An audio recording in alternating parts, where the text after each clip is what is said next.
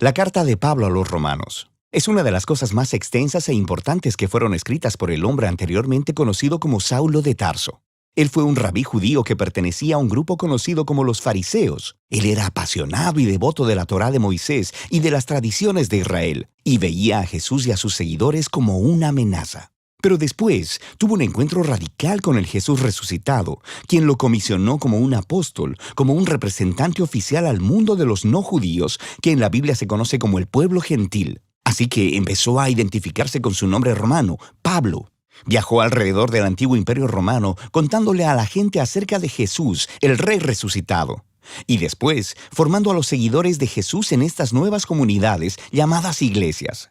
Y Pablo ocasionalmente escribiría cartas a estas nuevas comunidades de Jesús para ayudarles a desarrollar su fe o para responder sus preguntas. Y una de esas cartas es el libro de Romanos. De hecho, este libro fue escrito bastante tarde en su carrera.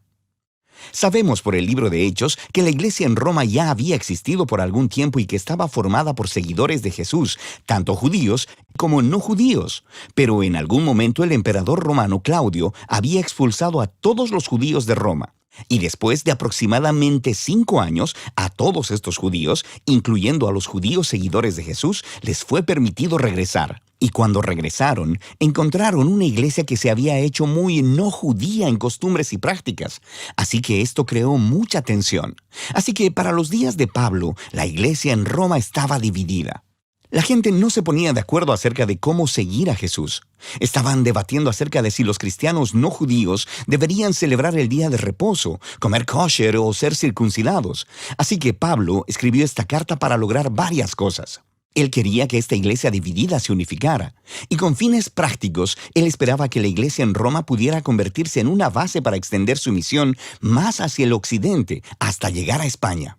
Así que estas circunstancias fueron las que motivaron a Pablo a escribir su explicación más completa del Evangelio, las buenas nuevas que él anunciaba acerca de la vida, muerte y resurrección de Jesús. La carta está diseñada para tener 4 movimientos principales, pero está unificada como una larga exploración del Evangelio.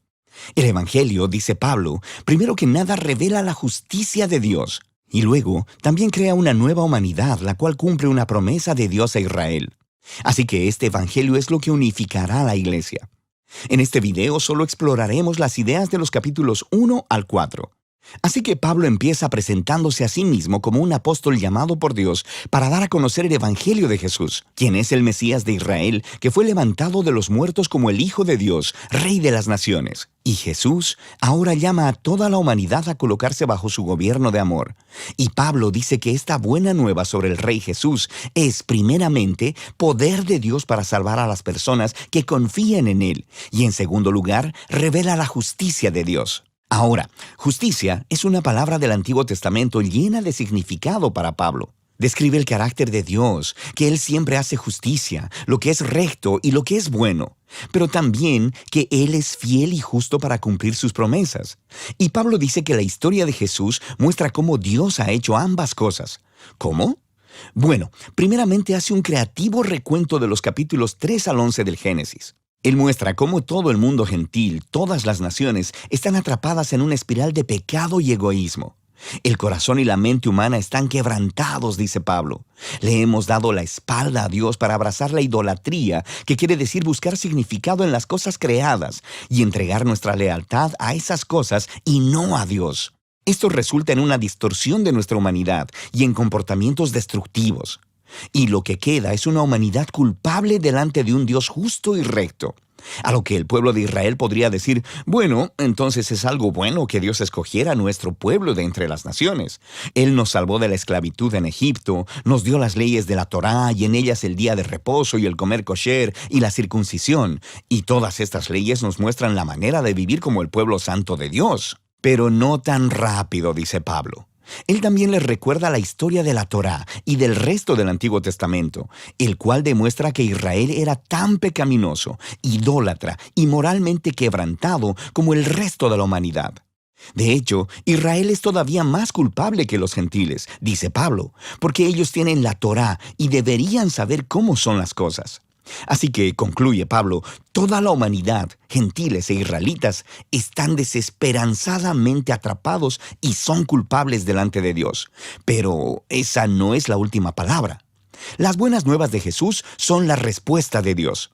En lugar de mantener a la humanidad en su culpabilidad, Jesús vino como el Mesías de Israel para morir en favor de todas las personas como sacrificio por los pecados. Como nuestro representante, Jesús tomó sobre sí mismo las justas consecuencias del dolor, del pecado y de la muerte que hemos causado en el mundo. Y Él venció a través de su resurrección de entre los muertos. Es esta nueva vida de resurrección la que Él pone a disposición de todos. Jesús se hizo lo que nosotros somos, para que nosotros pudiéramos ser lo que Él es. Y todo esto, dice Pablo, es la manera como Dios justifica a aquellos que confían o tienen fe en Jesús. Justificación es otro término del Antiguo Testamento lleno de significado para Pablo y se relaciona con la justicia de Dios. Literalmente significa declarar como justo. Debido a lo que Jesús hizo a nuestro favor, se nos da un nuevo estado delante de Dios. En lugar de declararnos culpables, Dios nos declara como personas que tenemos una correcta relación con Él y somos perdonados. La justificación nos integra en una nueva familia. A la persona que confía en Jesús se le da un lugar dentro del pueblo del pacto de Dios. La justificación también resulta en un nuevo futuro que comienza con un viaje de transformación de la vida por la gracia de Dios. Así que todas estas cosas acerca de la justificación son un regalo de Dios para aquellos que están en Cristo a través de la fe. Y esto lleva a que Pablo, en el capítulo 4, explore las enormes implicaciones que todo esto tiene respecto de quién puede ser parte de la familia del pacto de Dios. Él regresa a la historia de Abraham en Génesis 15. Antes de que cualquiera de las leyes de la Torá les fuesen dadas a Israel, Abraham fue justificado o declarado justo delante de Dios. ¿Cómo? Bueno, Dios prometió que Abraham se convertiría en el padre de una gran familia multiétnica que recibiría la bendición de Dios, pero él y su esposa Sara eran muy viejos y nunca habían podido tener hijos. Pero aún así, Abraham tuvo una fe radical y confió en la promesa de Dios. Así que Dios lo declaró como justo. Así que Pablo dice que ahora Abraham se ha convertido en el padre de la nueva familia del pacto de Dios y que esta familia se está esparciendo por todo el mundo. Está formada por los judíos y los gentiles que tienen esa misma clase de fe y confianza en aquel que cumplió la promesa de Dios a Abraham, Jesús el Mesías. Así que hagamos una pausa y resumamos las ideas principales de Pablo aquí en los capítulos del 1 al 4, porque estas son el fundamento para entender el resto de la carta. Toda la humanidad está sin esperanza, atrapada en pecado y necesita ser rescatada. Sin embargo, este rescate no sucederá porque ellos intenten obedecer las leyes de la Torá.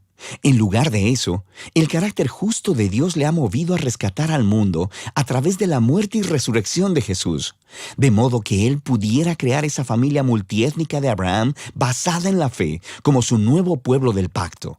Así que Pablo va a mostrar cómo esta nueva familia es parte de algo mucho, mucho más grande y que los llama a una manera completamente nueva de vivir juntos.